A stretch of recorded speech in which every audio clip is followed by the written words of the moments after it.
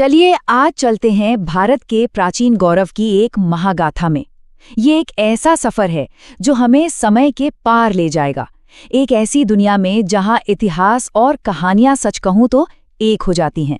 तो फिर देर किस बात की, इस शानदार सफर की शुरुआत करते हैं। सोचिए जरा, ये सिर्फ कुछ शब्द नहीं है, ये तो एक पूरे युग की शुरुआत है। एक ऐसा वक्त जब भारत की पवित्र जमीन पर सभ्यता का कह सकते हैं पहला फूल खिला था। और जानते हैं, पूरी दुनिया ने एक नई सुबह देखी थी। तो अब हम अपनी इस यात्रा के पहले पड़ाव पर पहुंचते हैं।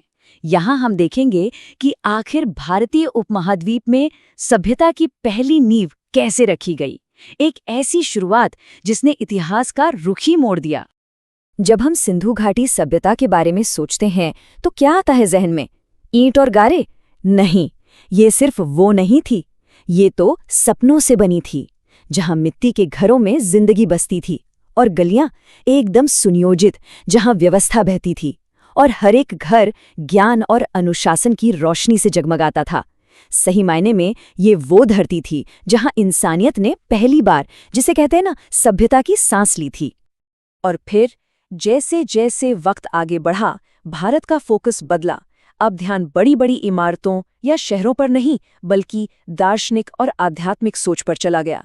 ये एक नए दौर की शुरुआत थी जहां ज्ञान की तलाश ही सबसे बड़ी चीज बन गई। और उस युग में धर्म का मतलब सिर्फ पूजा पाठ करना नहीं था। नहीं, धर्म तो असल में एक कोड ऑफ कंडक्ट था, जीने का एक सही तरीका।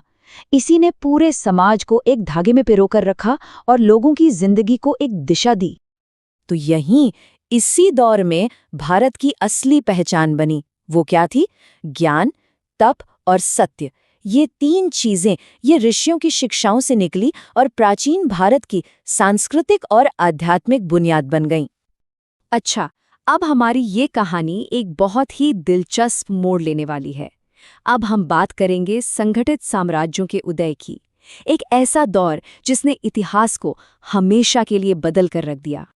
पूर्व में एक साम्राज्य उभरा, मगध, और जानते हैं, इसने पावर की डेफिनेशन ही बदल दी। अब ताकत महलों की ऊंचाई से नहीं नापी जाती थी, बल्कि एक बेहतरीन ऑर्गेनाइजेशन और दूर की सोचने वाली नीतियों से मापी जाती थी। ये शासन की एक बिल्कुल नई, एक क्रांतिकारी सोच थी। और इसी जमीन से एक ऐसा नाम सामने आया जिसने पूरे भारत को एक धागे में पिरो दिया। नाम था सम्राट अशोक। लेकिन उनकी कहानी में एक ऐसा मोड़ आने वाला था जो सच में सब कुछ बदलने वाला था।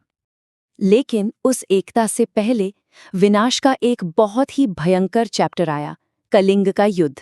ये सिर्फ एक लड़ाई नहीं थी, ये एक ऐसी जंग थी जिसका असर जमीन पर तो हुआ ही, पर उससे कहीं ज्यादा एक सम्राट की आत्मा पर हुआ।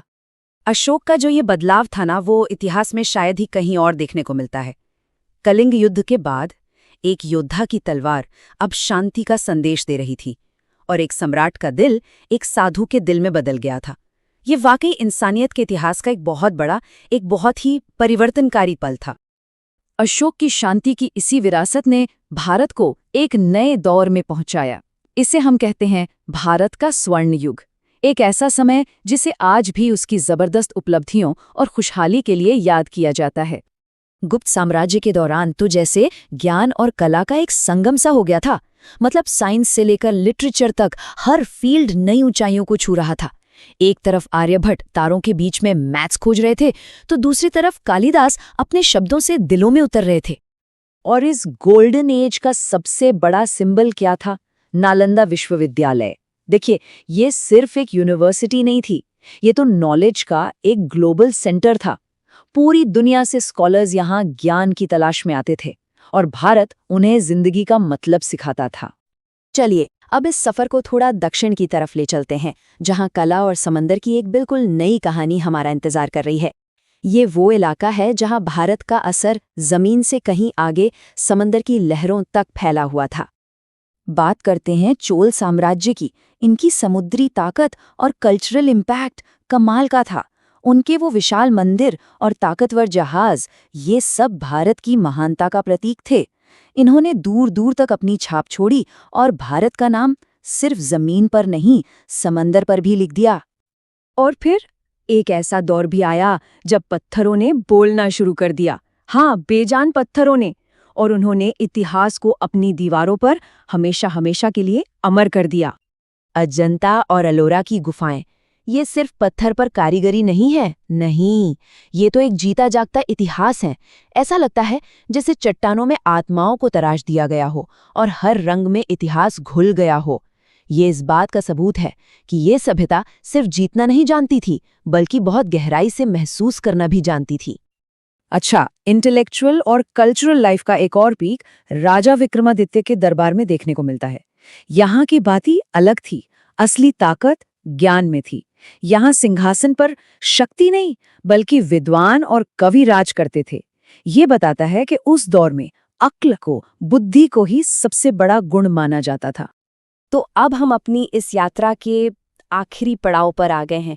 यहाँ हम इस महान विरासत के बारे में थोड़ा सोचेंगे। देखिए, ये सिर्फ एक कहानी नहीं है, ये तो एक अमर यात्रा है जो आज भी हमें इंस्पायर करती है। अगर पूरे सफर को देखें तो प्राचीन भारत की कहानी एक कमाल की यात्रा है। मिट्टी के घरों से शुरू हुई और आलीशान मंदिरों तक पहुंची, युद्ध से शांति की तरफ बढ़ी और इंसानियत से देवत्व की ओर एक कदम बढ़ाया। ये समाज का, नैतिकता का और आत्मा का एक लगातार होता हुआ विकास था।